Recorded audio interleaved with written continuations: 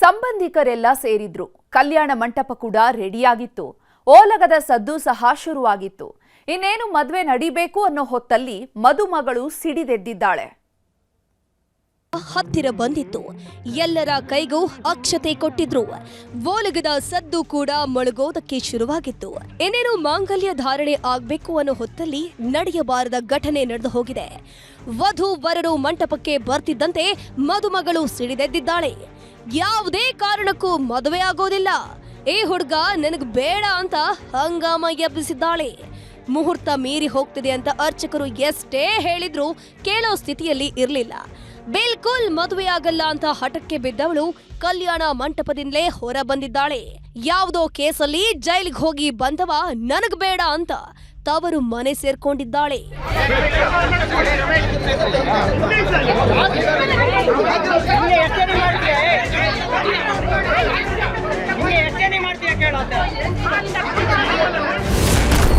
ಓನಲ್ಲ ನೀನಲ್ಲ, ಕರಿಮಣಿ ಮಾಲೀಕ ನೀನಲ್ಲ.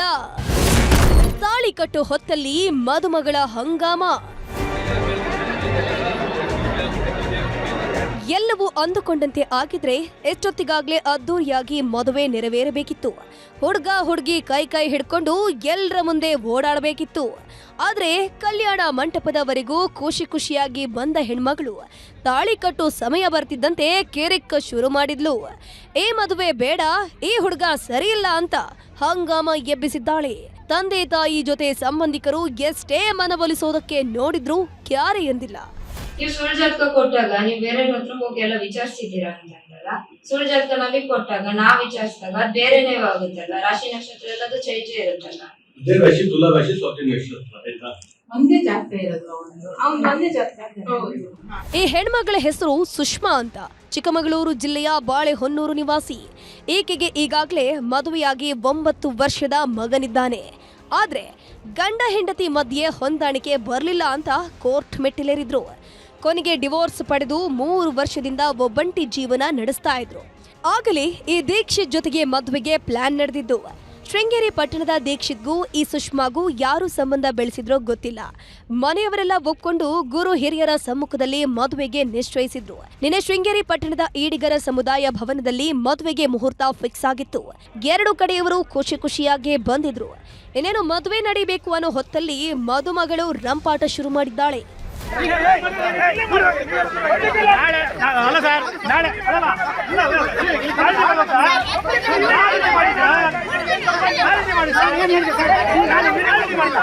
ಮದುವೆ ಬೇಡವೇ ಬೇಡ ಅಂತ ಪಟ್ಟು ಹಿಡಿದ ಸುಷ್ಮಾ ಕಲ್ಯಾಣ ಮಂಟಪದಲ್ಲೇ ಗಲಾಟೆಯನ್ನ ಶುರು ಮಾಡಿದ್ದಾಳೆ. ಹೀಗಾಗಿ ಸುದ್ದಿ ತಿಳಿದ ಪೊಲೀಸರು ಕೂಡ ಸ್ಥಳಕ್ಕಾಗಮಿಸಿದ್ರು. ಈ ವೇಳೆ ಸುಷ್ಮಾ ಹೇಳಿದ್ದು ಒಂದೇ, ನನಗೂ ಈತನಿಗೂ ವಯಸ್ಸಿನ ಅಂತರ ತುಂಬಾನೇ ಇದೆ. ಜನ್ಮ ದಿನಾಂಕವನ್ನ ಸುಳ್ಳು ಹೇಳಿದ್ದಾರೆ, ಸುಳ್ಳು ಜಾತಕ ಕೊಟ್ಟು ಮೋಸ ಮಾಡಿದ್ದಾರೆ. ಅಷ್ಟೇ ಅಲ್ಲ, ಈತನ ಮೇಲೆ ಕೇಸ್ ಕೂಡ ಇದ್ದು 3 ವರ್ಷ ಜೈಲುವಾಸ ಅನುಭವಿಸಿ ಬಂದಿದ್ದಾನೆ. ಇದ್ಯಾವುದರ ಬಗ್ಗೆಯೂ ನನಗೆ ಮಾಹಿತಿ ನೀಡಿಲ್ಲ. ಎಲ್ಲ ವಿಷಯವನ್ನ ಮುಚ್ಚಿಟ್ಟು ಮೋಸ ಮಾಡಿದ್ದಾರೆ. ಹೀಗಾಗಿ ಈ ಮದುವೆ ಬೇಡ ಅಂತ ಕಲ್ಯಾಣ ಮಂಟಪದಿಂದಲೇ ಹೊರ ಹೋಗಿದ್ದಾಳೆ.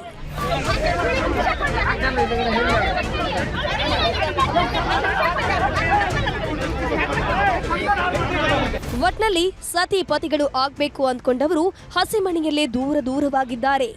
ಮುಚ್ಚಿಟ್ಟ ಸುಳ್ಳುಗಳೇ ಮದುವೆಗೆ ಮುಳ್ಳಾಗ್ ಹೋಗಿದೆ. ಯೋಗೇಶ್ ಕಾಮೇನಹಳ್ಳಿ. ಊರಿನ ದಲಿತರು ಕಟ್ಟಿಂಗ್ ಮಾಡಿಸಿಕೊಳ್ಳೋದಕ್ಕೂ ಆಗದೆ ಪರದಾಡ್ತಾ ಇದ್ರು.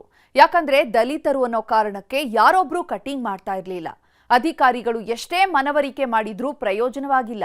ಹೀಗಾಗಿ ಸರ್ಕಾರವೇ ಸರ್ಕಾರಿ ಕಟ್ಟಿಂಗ್ ಶಾಪ್ ಓಪನ್ ಮಾಡಿದೆ.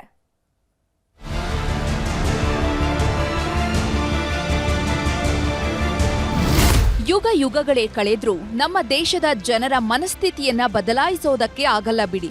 ಉಸಿರಾಡೋ ಗಾಳಿಗೆ ಭೇದ ಇಲ್ಲ, ಹೊಟ್ಟೆ ತುಂಬಿಸೋ ಅನ್ನಕ್ಕೆ ಭೇದ ಇಲ್ಲ, ಕುಡಿಯೋ ನೀರಿಗೂ ಭೇದ ಇಲ್ಲ.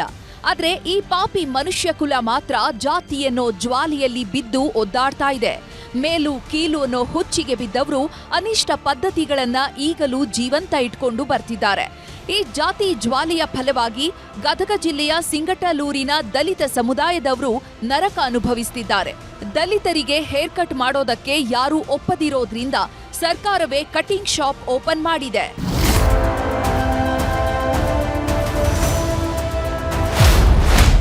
ದಲಿತರಿಗೆ ಹೇರ್ ಕಟ್ ಮಾಡೋದಕ್ಕೆ ಹಿಂದೇಟು.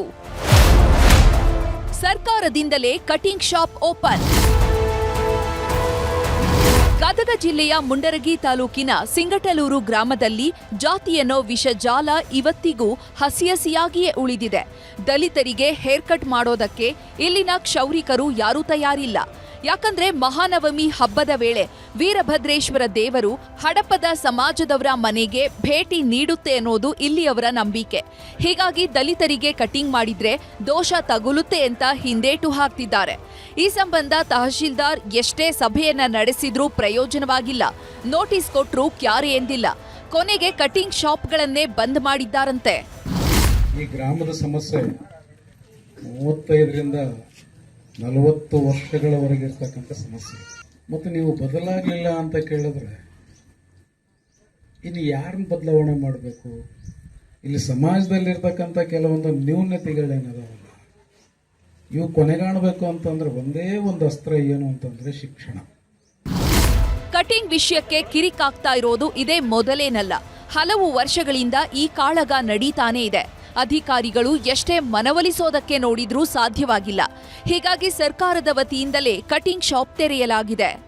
ಇದನ್ನು ನಿವಾರಣೆ ಮಾಡಲಿಕ್ಕೆ ನಾವೇ ಒಂದು ಸ್ಟೆಪ್ ಮುಂದೆ ಬಂದ್ರೆ ಇವತ್ತು ತಾಲೂಕು ಆಡಳಿತ ಇಡೀ ರಾಜ್ಯಕ್ಕೆ ಮಾದರಿಯಾಗಿ ಈ ಗ್ರಾಮದಲ್ಲಿ ಅಸ್ಪೃಶ್ಯತೆಯನ್ನು ನಿವಾರಣೆ ಮಾಡುವ ಹಿನ್ನೆಲೆಯಲ್ಲಿ ಒಂದು ಕಟಿಂಗ್ ಶಾಪ್ ಅನ್ನ ಸ್ಥಾಪನೆ ಮಾಡೋದ್ರ ಮೂಲಕ ಎಲ್ಲರಿಗೂ ಸಾರ್ವಜನಿಕ ಬಳಕೆಗೆ ಇದನ್ನು ಅವಕಾಶವನ್ನು ಒದಗಿಸಿಕೊಟ್ಟಿದ್ದೇವೆ. ಒಟ್ನಲ್ಲಿ ದೇಶ ಬದಲಾದ್ರೂ ಜನರ ಮನಸ್ಥಿತಿ ಮಾತ್ರ ಬದಲಾಗ್ತಾ ಇಲ್ಲ ಅನ್ನೋದೇ ದುರಂತ. ಸಂತೋಷ್ ಕೊಂಡೂರ, ನ್ಯೂಸ್ 18 ಗದಗ. ಅದು 850 ವರ್ಷಗಳ ಇತಿಹಾಸ ಹೊಂದಿರುವ ಮಠ. ಇದೇ ಮಠದ ಶ್ರೀಗಳ ಕೊಲೆಗೆ ಸಂಚು ನಡೆದಿತ್ತು. ದೇವಸ್ಥಾನದ ವಿಷಯಕ್ಕೆ ಸಿಡಿದೆದ್ದವ ಬೆಳ್ಳಂಬೆಳಿಗ್ಗೆ ಕೊಲೆ ಮಾಡೋಕೆ ಹೊಂಚು ಹಾಕಿದ್ನಂತೆ. ಗೋಡೆಕೆರೆ ಮಠದ ಶ್ರೀಗಳ ಪ್ರಾಣಕ್ಕೆ ಎದುರಾಗಿತ್ತು ಕುತ್ತು. ದೇಗುಲದ ವಿಷಯಕ್ಕೆ ಕಿರಿಕ್, ಸ್ವಾಮೀಜಿ ಕೊಲೆಗೆ ಸ್ಕೆಚ್.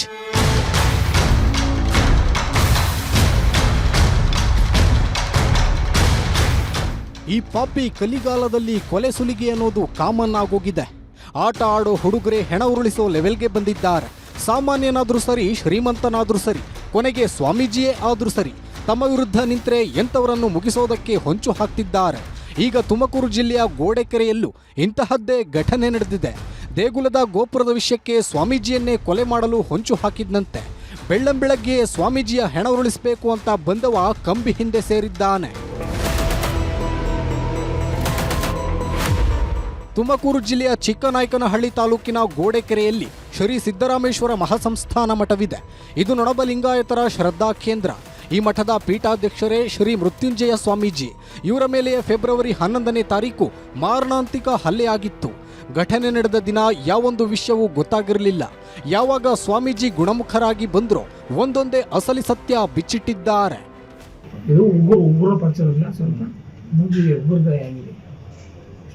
ಟ್ರೀಟ್ಮೆಂಟ್ ಸಾಯಿಸ್ತೀನಿ ಅಂತ ಕೂತ್ಕೊಳ್ತಾನೆ.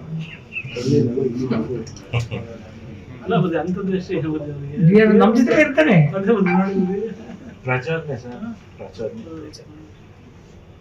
ಅಂದ್ರೆ ಹುಡುಗರು ಯಾರು 5 ನಿಮಿಷ ಮುಗಿಸ್ಬಿಡೋಣ. ಸಿದ್ದರಾಮೇಶ್ವರ ದೇವಾಲಯದ ಗೋಪುರ ಕಟ್ಟುವ ವಿಷಯಕ್ಕೆ ಊರಲ್ಲಿ ಕಿರಿಕ್ ನಡೀತಾನೆ ಇತ್ತು. ಸ್ವಾಮೀಜಿ ಕೂಡ ಗೋಪುರ ಕಟ್ಟೋದು ಬೇಡ ಅಂದಿದ್ರಂತೆ. ಇದರಿಂದ ಸಿಟ್ಟಿಗೆದ್ದಿದ್ದ ಆರೋಪಿ ಸಿದ್ದರಾಮಯ್ಯ ಸ್ವಾಮೀಜಿಯ ಕಥೆ ಮುಗಿಸಬೇಕು ಅಂತ ಪ್ಲಾನ್ ಮಾಡಿದ್ನಂತೆ. ಬೆಳಗ್ಗೆ 5:30 ಸುಮಾರಿಗೆ ಹೊಂಚು ಹಾಕಿ ಬಂದವ ಶ್ರೀಗಳ ಮೇಲೆ ದಾಳಿ ಮಾಡಿದ್ದ. ಅದೃಷ್ಟವಶಾತ್ ಸಾವಿನ ದವಡೆಯಿಂದ ಪಾರಾಗಿದ್ದ ಶ್ರೀಗಳು ಗುಣಮುಖರಾಗಿ ಹೊರಬಂದಿದ್ದಾರೆ. ಆರೋಪಿ ಸಿದ್ದರಾಮಯ್ಯ ಮೇಲೆ ಕೇಸು ದಾಖಲಾಗ್ತಿದ್ದಂತೆ ಪೊಲೀಸರು ಲಾಕ್ ಮಾಡಿದ್ದಾರೆ. ಅವರ ಶಿಷ್ಯಂದ್ರ ಆಗಿರುವಂಥ ಒಬ್ಬ ಸಿದ್ದರಾಮೇಶ್ವರನ್ ಅವನು ಏಕಾಏಕಿ ಅವರ ಮೇಲೆ ಹಲ್ಲೆ ಮಾಡಿರ್ತಾನೆ. ಸೊ ಅದರಲ್ಲಿ ಆ ಹಲ್ಲೆಯಲ್ಲಿ ಸ್ವಾಮಿಗಳು ಸಹ ಗಾಯಗೊಂಡಿರ್ತಾರೆ.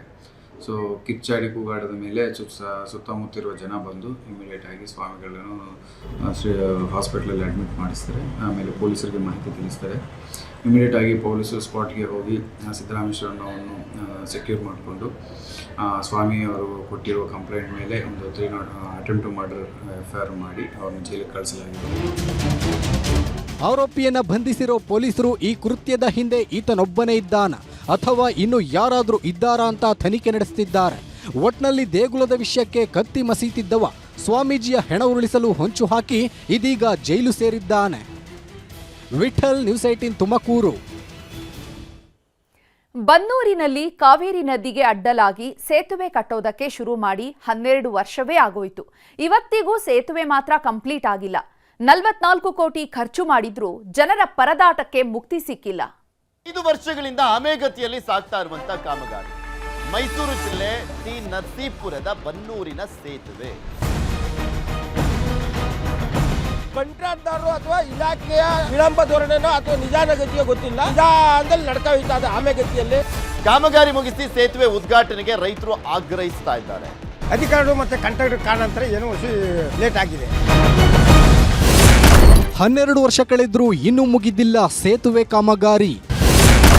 44 ಕೋಟಿ ವೆಚ್ಚದ ಸೇತುವೆ ಜನರಿಗೆ ತಪ್ಪದ ನರಕಯಾತನೆ. ಇದು ಮೈಸೂರು ಜಿಲ್ಲೆಯ ಟಿ ನರಸೀಪುರ ತಾಲೂಕಿನ ಬನ್ನೂರಿನಲ್ಲಿರೋ ಸೇತುವೆ. 2014ರಲ್ಲಿ ಸಚಿವರಾಗಿದ್ದ HC ಮಹದೇವಪ್ಪ ಕಾವೇರಿ ನದಿಗೆ ನೂತನ ಸೇತುವೆ ನಿರ್ಮಾಣ ಮಾಡಲು ಶಂಕುಸ್ಥಾಪನೆಯನ್ನ ಮಾಡಿದ್ರು. ಇದಕ್ಕಾಗಿ 33 ಕೋಟಿ ಅನುದಾನವನ್ನು ಬಿಡುಗಡೆ ಮಾಡಿದ್ರು. ಅಂದು ಶುರುವಾದ ಕಾಮಗಾರಿ ಇಂದಿಗೂ ನಡೆಯುತ್ತಲೇ ಇದೆ. ಕೋಟಿ ಹಣ ಸುರಿದಿದ್ದು ಬಿಟ್ರೆ ಜನರಿಗೆ ಮಾತ್ರ ಅನುಕೂಲ ಆಗಿಲ್ಲ. ಹೀಗಾಗಿಯೇ ಜನರ ಧ್ವನಿಯಾದ ನಿಮ್ಮ ನ್ಯೂಸ್ 18 ನಮ್ಮೂರಲ್ಲಿ ನ್ಯೂಸ್ 18 ಅನ್ನೋ ವಿಶೇಷ ಕಾರ್ಯಕ್ರಮದ ಮೂಲಕ ಅಧಿಕಾರಿಗಳ ಕಣ್ತೆರೆಸೋ ಕೆಲಸ ಮಾಡಿದೆ.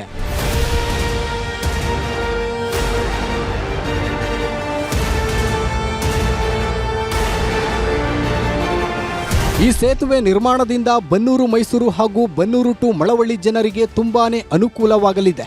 ಇದೇ ಸೇತುವೆ ಮೇಲೆ ನಿತ್ಯವೂ ಸಾವಿರಾರು ಜನ ಓಡಾಡಲಿದ್ದಾರೆ. ಹೀಗಾಗಿಯೇ 33 ಕೋಟಿ ವೆಚ್ಚದಲ್ಲಿ ಕಾಮಗಾರಿ ಶುರು ಮಾಡಲಾಗಿತ್ತು. ಆದರೆ 2018ರಲ್ಲಿ ಮಹದೇವಪ್ಪ ಸೋಲ್ತಿದ್ದಂತೆ ಕಾಮಗಾರಿ ಕೆಲಸ ಸಂಪೂರ್ಣ ಕುಂಠಿತವಾಗಿತ್ತು. 2023ರಲ್ಲಿ ಮಹದೇವಪ್ಪ ಮತ್ತೆ ಗೆದ್ದು ಸಚಿವರಾಗ್ತಿದ್ದಂತೆ ಹೆಚ್ಚುವರಿ 11 ಕೋಟಿ ಅನುದಾನ ನೀಡಿದ್ದಾರೆ. ಅಲ್ಲದೆ 6 ತಿಂಗಳೊಳಗೆ ಸೇತುವೆ ಕಾಮಗಾರಿ ಮುಗಿಸಿ ಅಂತ ಡೆಡ್ಲೈನ್ ಕೊಟ್ಟಿದ್ದಾರೆ. ಆದರೂ ಕೂಡ ಯಾವುದೇ ಪ್ರಯೋಜನವಾಗ್ತಿಲ್ಲ. ಸರ್, ಈಗ ನಿಂತೋಗ್ಬಿಟ್ಟಿದೆ NH ಇಂದ. ಅವ್ರು ಏನ್ ಕೇಳಿದ್ರೆ ಅನುದಾನ ನಮ್ದು ಮುಗಿತಪ್ಪ, ಕಂಪ್ಲೀಟ್ ಆಯ್ತು ಅಂತ ಹೇಳಿದ್ರು. ಮತ್ತೆ ಸಜ್ಜಾಗಕ್ಕೆ ಮತ್ತೆ ಪುನರಾರಂಭ ಅದು ಸದುಪಯೋಗ ಆಗಬೇಕು, ಸಾರ್ವಜನಿಕರಿಗೆ ಮುಕ್ತ ಆಗ್ಬೇಕಂದ್ರೆ ಏನ್ ಮಾಡಬೇಕು ಅಂತ ಇಲಾಖೆಯನ್ನು ಕೇಳಿದಾಗ ಅದು ಮುಂದೆ ಅನುದಾನ ಕೊಟ್ಟರೆ ಮಾಡ್ತೀವಿ ಸರ್, ಅದು ಅಕ್ವೇಷನ್ ಆಗಬೇಕು, ನಿಮ್ಮ ತೊಂದರೆ ಆಯ್ತು, ಸಾರ್ವಜನಿಕರಿಗೆ ಆ ಸೇತುವೆ ಮುಕ್ತ ಆದ್ರೆ ಸುಸರ್ಜಿತವಾಗಿ ವಾಹನಗಳು ಚಾಲನೆ ಆಗ್ತವೆ, ಸಾರ್ವಜನಿಕರಿಗೆ ಅನುಕೂಲ ಆಗ್ತದೆ ಅಂತ ಕೇಳಿದಾಗ 11 ಕೋಟಿ ರೂಪಾಯಿನ ಮತ್ತೆ ಮಂಜೂರು ಮಾಡಿದ್ದಾರೆ. ಲ್ಯಾಂಡ್ ಅಕ್ವಿಷನ್ ಮತ್ತೆ ಪ್ರಗತಿ ಕಾಮಗಾರಿ ಕಂಪ್ಲೀಟ್ ಆಗ್ಲಿಕ್ಕೆ ಮಾಡಿದ್ದಾರೆ. ಆದರೆ ಈ ಕಂಟ್ರಾಕ್ಟರು ಅಥವಾ ಇಲಾಖೆಯ ಒಂದು ವಿಳಂಬ ಧೋರಣೆನೋ ಅಥವಾ ನಿಧಾನಗತಿಯೋ ಗೊತ್ತಿಲ್ಲ, ಅದು ನಿಧಾನದಲ್ಲಿ ನಡ್ಕ ಹೋಯ್ತಾ ಇದೆ ಆಮೆಗತಿಯಲ್ಲಿ. ಈಗ ಅದು ತ್ವರಿತಗತಿಯಲ್ಲಿ ಆದರೆ ಸಾರ್ವಜನಿಕರಿಗೆ ತುಂಬಾ ಅನುಕೂಲ ಆಗ್ತದೆ. ಒಟ್ನಲ್ಲಿ ಈ ಭಾಗದ ಜನರ ಪಾಲಿಗೆ ಸೇತುವೆ ಅನ್ನೋದು ಮರೀಚಿಕೆಯಾಗಿದ್ದು ಇನ್ನಾದರೂ ಸಂಬಂಧಪಟ್ಟ ಅಧಿಕಾರಿಗಳು ಇತ್ತ ಕಣ್ಣಾಯಿಸ್ತಾರ ಕಾದು ನೋಡಬೇಕು. ಕ್ಯಾಮರಾ ಪರ್ಸನ್ ರಾಹುಲ್ ಜೊತೆ ಆನಂದ್ KS, ನ್ಯೂಸ್ 18 ಮೈಸೂರು.